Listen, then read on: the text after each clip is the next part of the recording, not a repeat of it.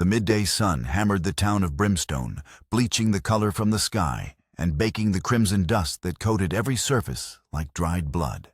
Inside the First Territorial Bank, the air was thick with the scent of stale paper and quiet desperation. Jake Harmon stood at the teller's window, his shoulders broad enough to block the light, his presence a stark contrast to the shuffling anxiety of the townsfolk. He was in for supplies, a rare trip from the solitude of his ranch, and the oppressive closeness of other people grated on him like a dull blade. Then the world fractured. The batwing doors of the bank slammed open, and 4 men spilled inside, their faces obscured by grimy bandanas. Dusters billowed around them, failing to conceal the rifles and revolvers clutched in their hands. A woman screamed a thin, sharp sound that was instantly swallowed by a man's barked command. "Nobody moves. This is a robbery." Jake didn't flinch. His body went still, a predator's stillness, every muscle coiled. His mind, honed by years of war at places like Antietam and Gettysburg, began a cold, immediate calculation: 4 hostiles, 2 exits, 12 civilians. His hand drifted almost imperceptibly toward the ivory-gripped Colt holstered at his hip. He was a survivor, not a hero, and his first instinct was self-preservation. He had nothing left to die for. One of the outlaws, a hulking figure with cruel eyes, grabbed the bank manager and shoved him toward the vault. Another began sweeping valuables from the counter into a canvas sack. The third, a jittery man with a twitching trigger finger, herded the customers against the far wall. As he shoved his way through the petrified crowd, he knocked an elderly woman, Mrs. Gable, off her feet. She fell with a brittle cry of pain, her small purse scattering its contents across the dusty floorboards. The outlaw laughed a raw, ugly sound. "Watch your step, Grandma." It was then that something small and silver slipped from the robber's own waistcoat pocket, catching the light as it fell. It hit the floor with a delicate clink, skittering across the warped wood, before coming to rest near the toe of Jake's boot. Time seemed to slow, the frantic noise of the robbery fading to a distant hum. Jake's gaze locked onto the object. It was a locket, a simple silver oval tarnished with age, with a tiny hand-engraved rose on its face. His breath caught in his throat, a sharp, painful gasp. The world narrowed to that single point of light on the floor. It was Sarah's. He had given it to her on their wedding day a lifetime ago. He had held it in his hand as he placed it around her neck, its cool metal a promise against her warm skin.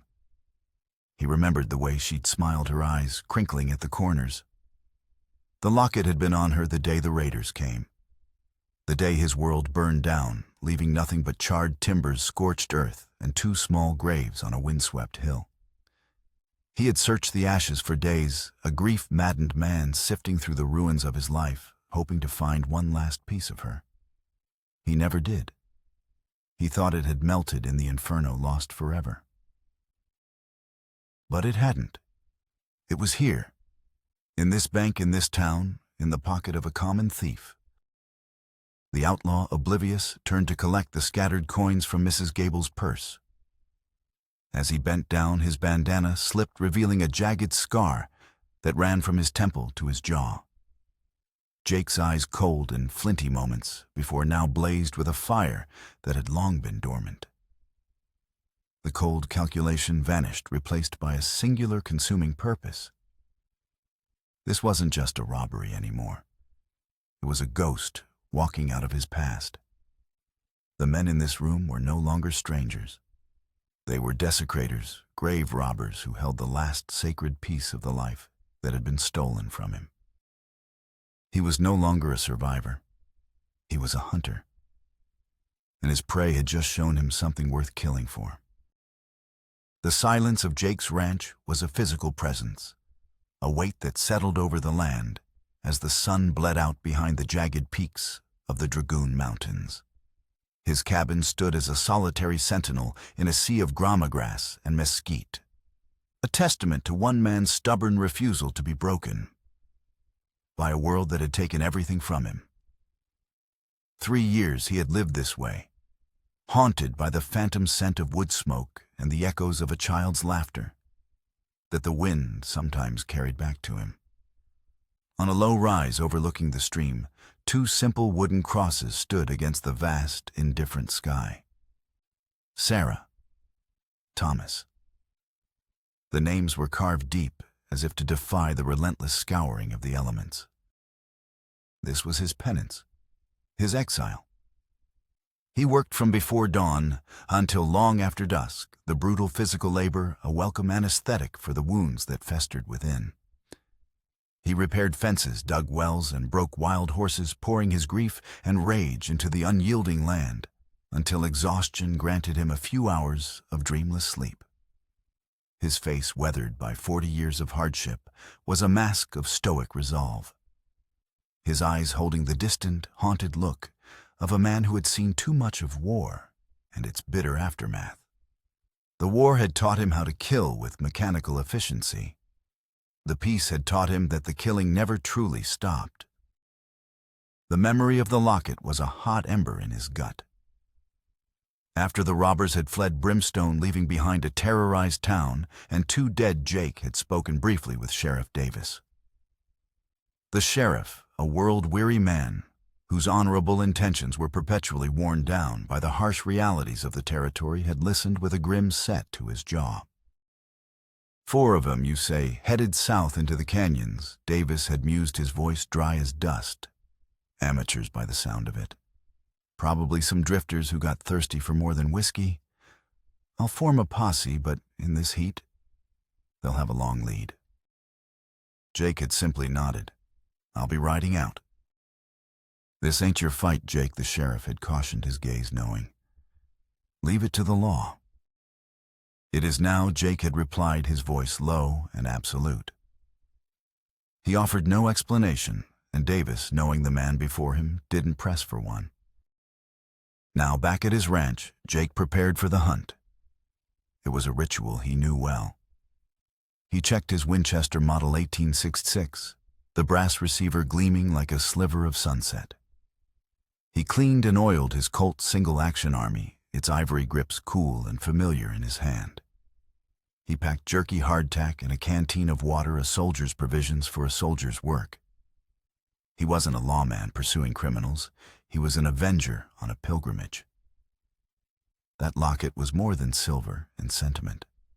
It was a relic, the last tangible connection to a life he had thought was utterly obliterated. Reclaiming it was not about memory. It was about reclaiming a piece of his own soul. As the last light faded, he saddled his horse, a powerful buckskin that moved with the quiet confidence of its rider. He rode to the 2 graves on the hill and stood there for a long moment, the brim of his hat shadowing his face. He spoke no words. There were none left to say. He had made a silent vow at these graves 3 years ago, a vow of solitude and quiet endurance. He was about to break it. The world had intruded, dragging a piece of his sacred past into the profane present, and he would ride into hell itself to get it back. With a final lingering look at the crosses, Jake Harmon turned his horse south toward the labyrinthine canyons and the darkness that lay beyond. He was leaving his sanctuary of grief, not for justice, not for money, but for the ghost of a silver locket. The trail was easy to follow, even for a man less skilled than Jake. The 4 riders were clumsy, leaving a clear path of broken branches and churned-up earth. They were men in a hurry, not men of the wilderness. Jake pushed his buckskin hard, and the rhythmic beat of its hooves a drumbeat counting down the miles. The sun climbed, and the shimmering heat that warped the horizon turned the landscape into a fever dream of rock and sand. He found them in a narrow box canyon late the next afternoon. But he wasn't the first to arrive. The scene was one of quiet, brutal finality. The 4 bank robbers were dead, scattered around the smoldering remains of a small campfire. They hadn't been gunned down in a fair fight. This was an ambush, an execution, One man lay with a knife in his back. Another had an arrow fletched with hawk feathers protruding from his chest. The man with the scar, the man who held the locket, was slumped against a rock, his eyes wide with a final, uncomprehending surprise, a single neat hole in his forehead. Jake dismounted his Winchester in his hands, his eyes scanning the ridgeline. The air was still, too still. He approached the bodies with the ingrained caution of a combat veteran, his senses alert for the slightest sign of a threat. He knelt beside the scarred man, his heart pounding a heavy, painful rhythm. He searched the man's waistcoat, his fingers fumbling for the first time in years. The pocket was empty. A cold wave of despair, sharper than any physical pain, washed over him. He was too late. He stood, his gaze sweeping the bloody tableau, a fresh, raw anger churning within him. Who had done this, and why? This wasn't the work of a posse. This was something else entirely. Something more disciplined, more lethal. A faint sound, a soft moan, drew his attention. It came from a thicket of creosote bushes a dozen yards away. Jake raised his rifle, the butt plate settling into the familiar hollow of his shoulder. He moved toward the sound with the fluid silence he'd learned in the forests of Virginia, each step deliberate, his boots making no sound on the rocky ground. He parted the branches with the barrel of his rifle and froze. A woman lay there, half conscious, a dark stain of blood spreading across the side of her buckskin dress. It wasn't the wound that stopped him. It was her. She was Apache, her features sharp and proud, even in her weakened state. And she was immense. Not heavy, but tall, built on a scale that seemed to defy nature. Even lying down, it was clear she stood well over 6 feet with a powerful frame that made Jake, a man of considerable size, himself feel almost ordinary. His mind flashed back to another day, another place. The smell of smoke, the high, terrifying war cries, an Apache raid. He saw Sarah, her face a mask of terror. He saw his son Thomas, small and helpless. The grief and rage he had kept locked away for 3 years surged forth a black, venomous tide. His knuckles whitened on the rifle stock. His finger tightened on the trigger. An Apache, like the ones who had slaughtered his family. He stared down at her, his face an unreadable mask of stone. Justice, a dark voice whispered in his mind. An eye for an eye. One life for the 2 he had lost. It would be so easy. A single clean shot. But something held his hand. It was the soldier in him, the man who had followed a code even in the midst of slaughter. It was the memory of Sarah's voice, a gentle whisper from a life long past, reminding him that vengeance was a poison that corroded the soul. And it was the stark, undeniable fact that she was wounded, helpless. He was not a butcher. Damn it all. He growled, the words escaping his lips in a harsh whisper. He lowered the rifle. He knelt and checked her wound. A bullet had passed clean through her side, but the bleeding was heavy. She wouldn't last long without aid. He looked from her to the dead robbers, and a grim understanding began to dawn. She wasn't one of them. She was a victim, or perhaps a participant in the ambush that had taken place here. Either way, she might have answers. She might know who had killed these men and what had become of the silver locket. With a heavy sigh, he sheathed his knife and holstered his rifle. He had come seeking a piece of his past, and instead, he had found a new, unwanted complication. He carefully lifted her into his arms, her weight surprising him, and carried her to his horse. He had no plan, no clear idea of what he would do next. He only knew he couldn't leave her here to die. He was taking her back to his ranch, a prisoner born of his reluctant conscience. He would get his answers. Then he would decide her fate. The journey back to the ranch was a tense, silent affair. The Apache woman drifted in and out of consciousness, occasionally murmuring in a language that was as alien to Jake as the surface of the moon. He laid her on a blanket on the floor of his cabin. His own bed was too small for her remarkable frame, and set about tending to her wound. The cabin, once his solitary refuge, now felt crowded, invaded. He cleaned the wound with whiskey from his flask, the harsh sting of it causing her to cry out. Her eyes flew open, dark and fierce, filled with a defiant fire that even pain could not extinguish.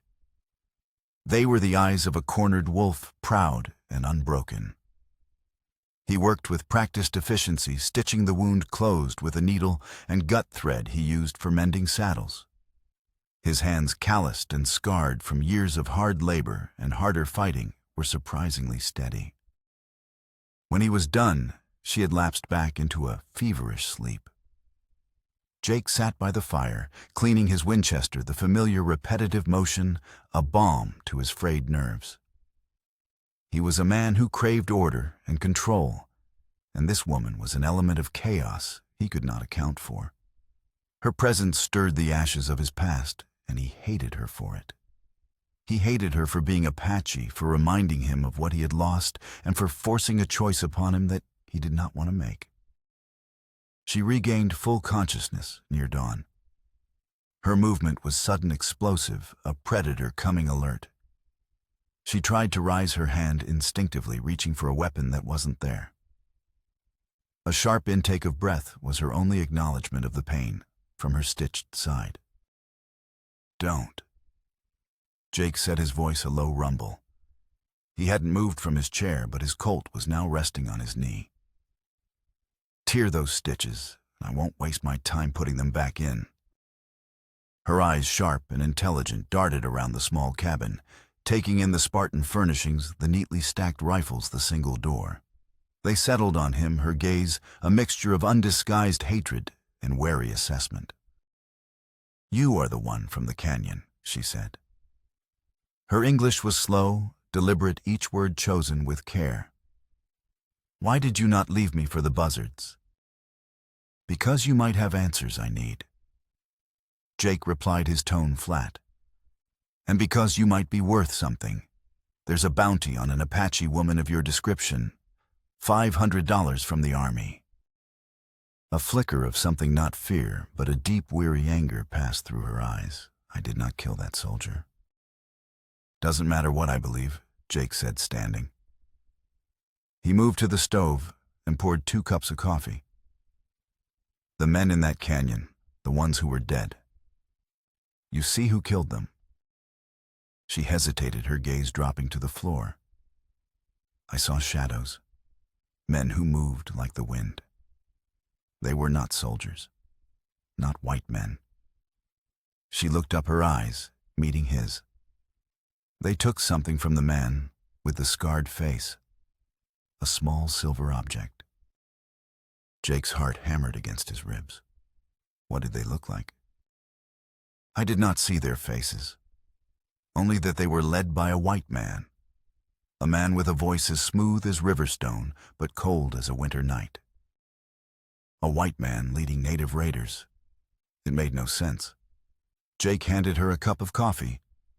The heat of it seemed to steady her. "My name is Jake Harmon," he said, the introduction feeling strange and formal in the tense silence. "What do they call you?" "Mahaya." "All right, Mahaya. Here's the offer. You're too weak to travel, and every bounty hunter in this territory is looking for you. You stay here. You work. When you're strong enough, you help me rebuild the corral your kind helped tear down." The words were sharper than he intended, a sliver of the old bitterness breaking through. "In exchange, I don't turn you in. And you tell me everything you know about this man with the smooth voice." Mahaya's jaw tightened. She weighed his words, her gaze drifting toward the window, toward a freedom that was for now a death sentence. Finally, she gave a single sharp nod. "We have a deal, Jake Harmon."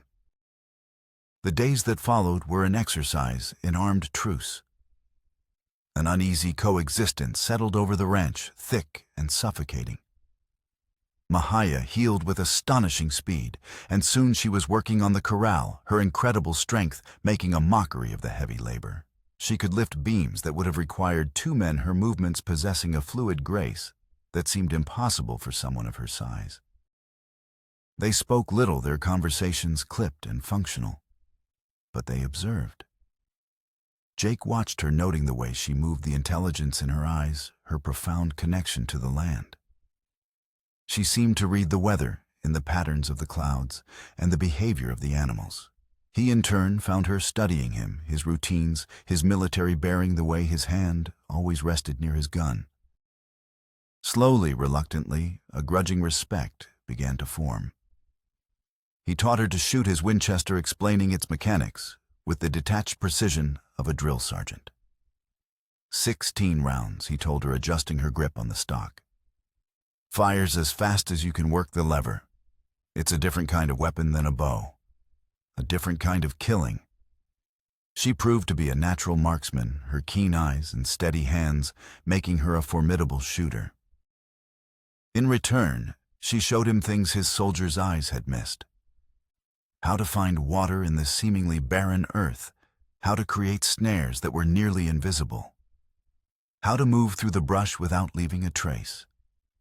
They were 2 warriors from different worlds, sharing the deadly arts of survival. One evening, Jake rode into Brimstone for supplies and information. He found Sheriff Davis nursing a beer in the saloon. "Heard you were back," Davis said, his tone casual but his eyes sharp. "Find those robbers." "Someone else found them first," Jake said, taking a seat. "All of them dead, ambushed." Davis grunted. "Good riddance. Saves the county the cost of a rope." He took a long drink. "Something else is stirring, Jake. A man named Silas Thorne. Rich fellow from back east. Buying up land like he's trying to own the whole territory. Folks who don't want to sell have been having accidents. Fences cut, wells poisoned." "I've heard the name," Jake said, his mind racing back to Mahaya's description. A voice as smooth as Riverstone. "He's got a nasty crew with him." Davis continued, lowering his voice. "Hired guns and some Apache scouts. Word is he's got a particular interest in the land out your way. Been asking questions about you." The pieces began to click into place, forming a picture Jake didn't like. A rich man with a private army, a mysterious obsession with Jake's property, and a habit of taking what he wanted. A man who might have orchestrated an ambush to retrieve a single silver locket. But why? Jake returned to the ranch under the cold light of a full moon. He found Mahaya sitting on the porch, a blanket wrapped around her shoulders, staring out at the vast dark expanse of his land. "I know the name of the man you spoke of," he said, his voice startling her. "Silas Thorne." At the mention of the name, Mahaya stiffened. A shadow passed over her face, a memory of a fear she had fought hard to overcome. "I was his prisoner," Mahaya said, her voice barely a whisper. The fire crackled in the hearth, casting long dancing shadows across the cabin walls, but the chill in her words had nothing to do with the night air. "Thorne's men captured me 2 weeks ago. He did not want the bounty. He wanted information." Jake stopped cleaning his rifle, his full attention fixed on her. "Information about what?" "About you," she replied, her dark eyes meeting his. "He is obsessed with this land. With you." He asked questions I could not answer. About the fire, about your wife and son, he knew their names. A cold dread, sharp and unfamiliar, prickled Jake's skin. For 3 years, he had been a ghost, a man who existed outside the world. Now he was the subject of a wealthy man's obsession. Why? "I do not know," Mahaya admitted. "But he is not what he seems. He carries a deep hatred inside him. I could see it in his eyes. He spoke of you not as a stranger, but as an old enemy." She paused, her hand moving unconsciously to her stomach. He is the reason I was shot. I escaped during the confusion when his men attacked the robbers in the canyon. He wanted what they had stolen. The locket. It all came back to the locket. Thorn had orchestrated the ambush, not for the bank's money, but for that small piece of silver. But how could he have known about it? What did it mean to him? As Jake wrestled with these questions, Mahaya spoke again, her voice soft but firm, changing the landscape of their precarious alliance entirely. There is something else you must know, Jake Harmon. She took a deep breath. I carry a child. Jake looked up sharply, his mind struggling to process her words. A child.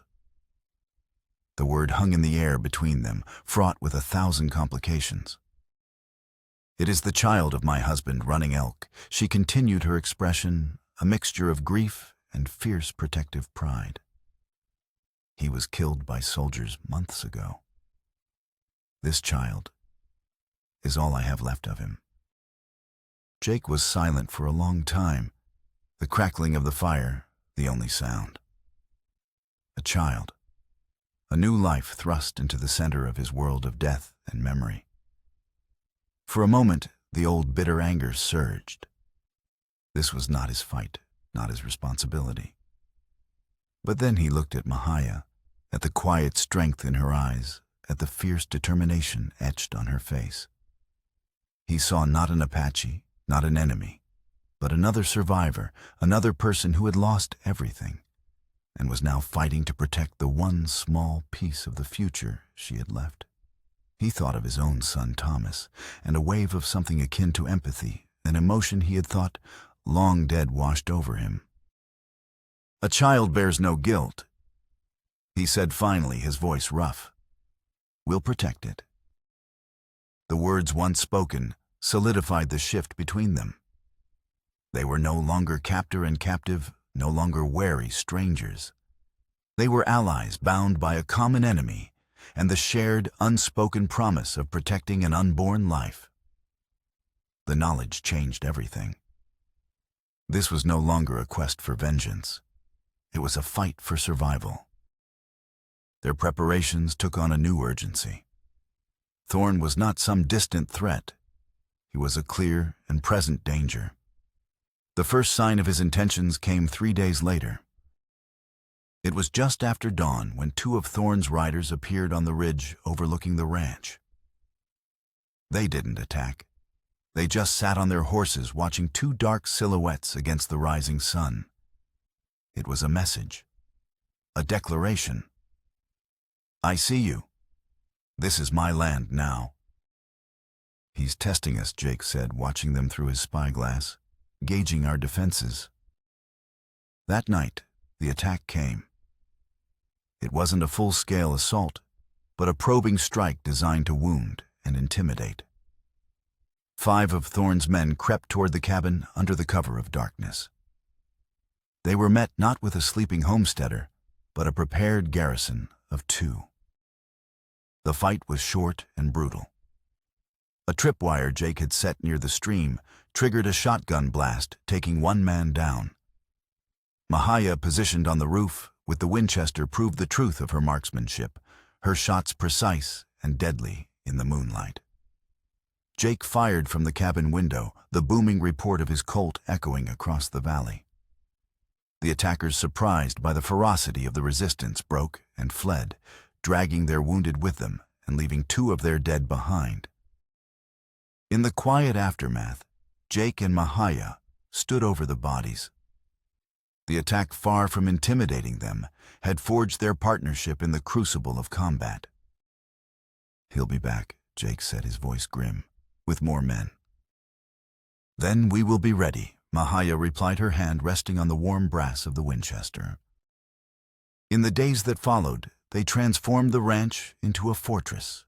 It was a strange and potent collaboration, a blending of 2 distinct worlds of warfare. Jake, the Union Army engineer, dug trenches and firing steps, using his knowledge of angles and fortifications to create a deadly field of fire.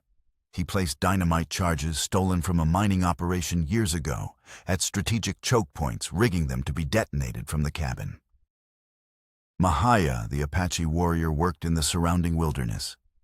She crafted deadfalls from heavy logs, designed hidden pits lined with sharpened stakes, and laid false trails that would lead an attacking force directly into ambushes. She moved through the landscape like a spirit weaving a web of deadly surprises into the very earth itself. They were turning Jake's land, the site of his deepest tragedy, into a weapon. They were making it a place where Silas Thorne's army would come to die. The air grew heavy and still, the sky taking on a sickly yellow hue. A stillness fell over the land, an unnatural quiet as birds went silent and insects ceased their chirping. Mahaya sniffed the air, her face grim. "A storm is coming," she announced. "A big one. The wind will bring sand that cuts like glass." As if summoned by her words, a low moan began on the horizon, a sound that grew steadily into a mournful howl. The first tendrils of the sandstorm began to whip across the valley, stinging their faces and reducing visibility with each passing moment. And through the growing curtain of dust, they saw them, an army of riders at least 20 strong descending on the ranch. At their head was a man on a black stallion, sitting tall and calm in the saddle, seemingly unbothered by the approaching tempest. Silas Thorne. "He's using the storm for cover," Jake growled, chambering around in his Winchester. "Get inside. Stay low." The world outside dissolved into a maelstrom of screaming wind and swirling crimson dust. Visibility dropped to a few feet. The sandstorm was a living entity, a chaotic, blinding force that turned the battlefield into a nightmare. It was the perfect environment for terror and confusion, but it was also the perfect environment for the traps they had laid. The first screams came from the west, swallowed almost immediately by the wind. One of Thorne's flanking parties had stumbled into a pitfall Mahaya had concealed with a layer of brush.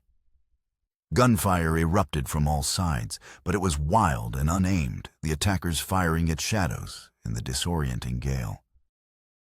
From his position in the cabin, Jake could only see fleeting shapes moving through the thick haze. He held his fire, waiting. The discipline of 100 battles kept his nerves steady. Mahaya was in a fortified dugout near the barn, her position providing a crossfire. They were outnumbered, but they held the high ground and the element of surprise. A group of 4 men seeking shelter from the wind huddled behind the stone well. It was a fatal mistake. Jake twisted the wires connected to a detonator box, and a quarter stick of dynamite erupted, sending a geyser of earthstone and men into the air. The battle raged, a chaotic symphony of gunfire explosions and the relentless shriek of the wind. Jake and Mahaya fought back-to-back, a seamless unit. He used his knowledge of military tactics, directing his fire at concentrated groups, while she used her Apache instincts, picking off isolated targets who became separated in the storm. They were a force of nature, 2 disparate elements combined into something unbreakable. Then, during a lull in the fighting as the attackers regrouped, a voice cut through the howl of the wind, unnervingly calm and articulate. "Harmon, you fight well, just as I remember." A figure emerged from the swirling dust, walking slowly toward the cabin. It was Silas Thorne. He was unarmed, his hands held open at his sides. He wore a fine tailored coat now caked with dust, and his face was a strange, terrifying mask. One side was handsome, aristocratic. The other was a horrific knot of scar tissue, a melted landscape of flesh that pulled one eye into a permanent weeping slit. It was a burn scar, a terrible one. "You don't recognize me, do you?" Thorne said, his polite, cultured voice a chilling counterpoint to his ravaged appearance. "I suppose I've changed. The fire changed me." Jake stared at him, his rifle steady, his mind racing. He knew that voice. A ghost from a forgotten nightmare. We were neighbors once. Harmon Thorne continued, his smile a grotesque twisting of his scarred features. My family and I had a homestead 10 miles south of here. The night your family was taken, the night of the raid, you were not the only one who suffered. The pieces fell into place with a sickening crash. The night of the fire, after he had found Sarah and Thomas, a grief-maddened Jake had gathered a posse of settlers. Blind with rage, they had ridden out hunting the Apache raiders. They tracked them for hours, following a trail of blood and chaos. You were a man possessed, Thorne said, his voice dropping to a venomous whisper. You led your posse right to my home. You saw the smoke from my chimney and thought it was their camp. You opened fire without a word of warning. Jake's blood ran cold. He remembered. The chaos, the shouting, the indiscriminate firing into the small homestead in the dark. He had believed in his all-consuming grief that he was dispensing justice. My wife, Eleanor. My daughter, little Clara. Thorne's voice broke for a fraction of a second. They died in the crossfire. Your crossfire. I was burned trying to pull them from the flames, left for dead in the ashes of the life you destroyed. All these years I have dreamed of this day. I orchestrated everything, the robbery, the lock-it-all, to draw you out, to make you feel a fraction of the pain you caused me. The weight of it hit Jake like a physical blow. Guilt, black and suffocating, threatened to drown him. He was a monster.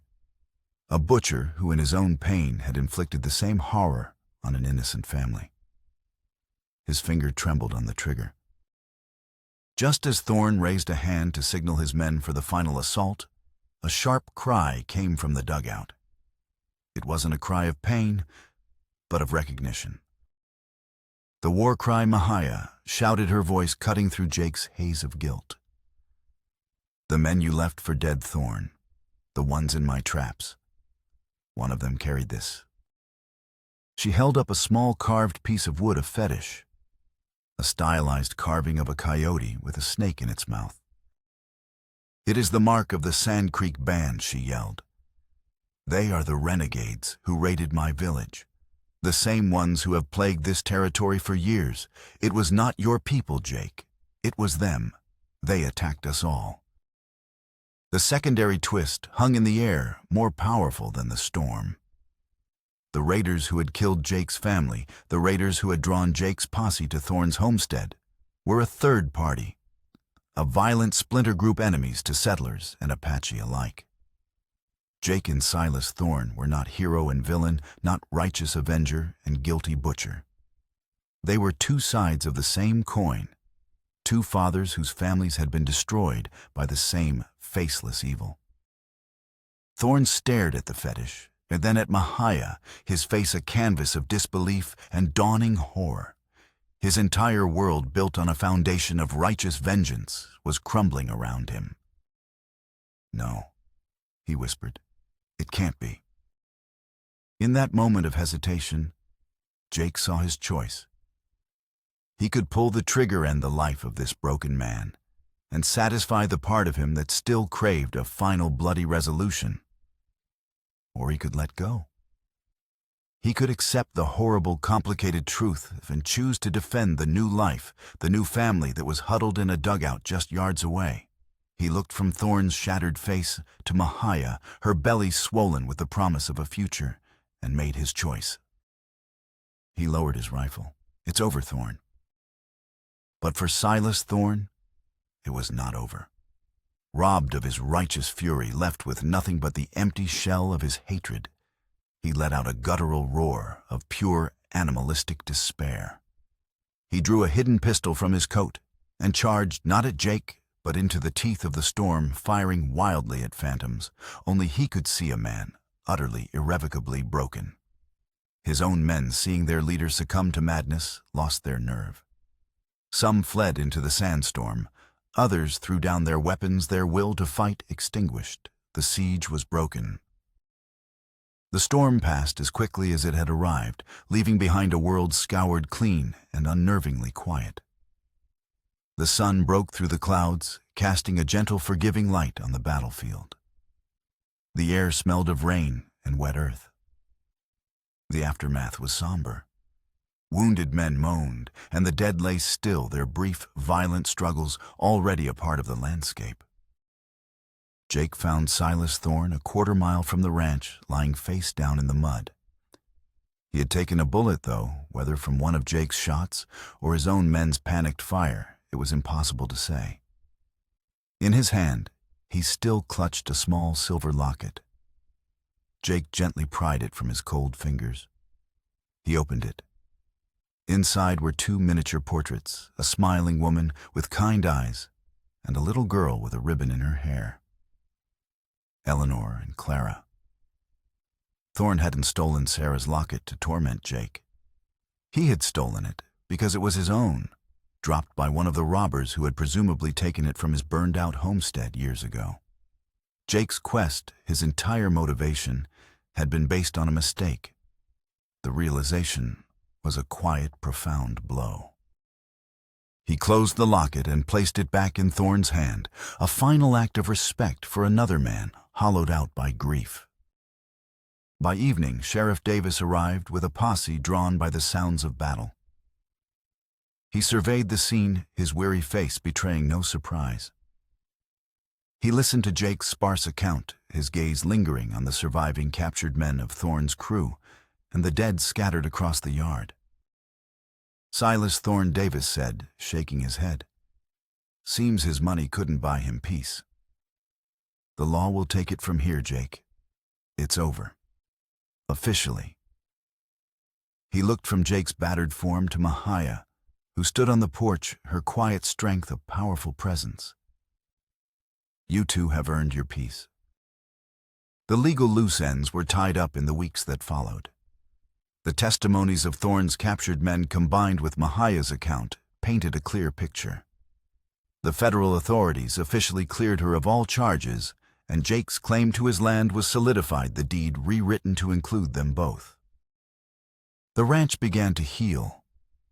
Neighbors who had once viewed Jake with suspicion and Mahiah with fear now came with offerings of food, lumber, and help. They had seen the stand Jake and Mahiah had made, and in the harsh calculus of the frontier, courage and survival earned a respect that transcended prejudice. One cool autumn evening, Jake and Mahiah sat on the newly repaired porch. The physical wounds were healing, Jake's limp was permanent, a constant reminder of the fight, but the pain had dulled. The emotional wounds were deeper, more complex. "He was just like me," Jake said quietly, breaking the long silence. He didn't need to say Thorne's name, consumed by what he'd lost. The only difference is that he let the hate eat him alive. Mahiah's hand found his. Her touch was warm, solid. "Hate is a fire that burns the one who carries it," she said, her voice soft. "You chose to build something from the ashes instead." He looked at her strong, proud face, at the gentle swell of her stomach where a new life was growing. He had started his journey to reclaim a piece of his past, a silver locket that wasn't even his. He had failed. But in doing so, he had found something he never thought he would have again, a future. Months later, peace had settled over the ranch like a soft blanket of snow. The harsh lines of the landscape were softened by spring, the valley floor carpeted with the pale gold of desert marigolds. The corral stood strong, the cabin had a new room built onto the side, and the sound that filled the air was not gunfire or the howl of the wind, but the crying of a newborn child. Mahiah had given birth to a son, a strong, healthy boy with his mother's dark, intelligent eyes and a fierce grip that seemed to defy his tiny size. They named him Thomas. One bright morning, Jake wrapped the baby boy in a warm blanket and walked to the low rise overlooking the stream. The two wooden crosses stood weathered but unbroken. He stood before them for a long time, the sleeping child cradled in his arms. He reached into his pocket and pulled out the silver locket he had taken from the bank robber, the one that had started it all. He had discovered it was Mrs. Gable's lost in the commotion and had returned it to her. This object, which he had been willing to kill and die for, had been nothing more than a trick of the light, a projection of his own grief. He knelt by Sarah's grave. With a gentle hand, he placed the small, faded photograph he carried in his wallet, the only one he had of her and their son, at the base of the cross. "Sarah," he whispered, his voice thick with an emotion he had not allowed himself to feel in years. "This is your other son, Thomas." Then he walked a few paces away to a freshly dug hole in the earth. From his holster, he drew the ivory-gripped Colt revolver, the weapon that had served him through war and vengeance. It felt heavy in his hand, a weight of lead and blood and bitter memories. He looked at it for a long moment, then placed it in the hole and covered it with dirt. He was burying his past, his rage, the man he used to be. He would keep his Winchester rifle, the tool of a protector, a provider. But the pistol, the instrument of a killer, would trouble him no more.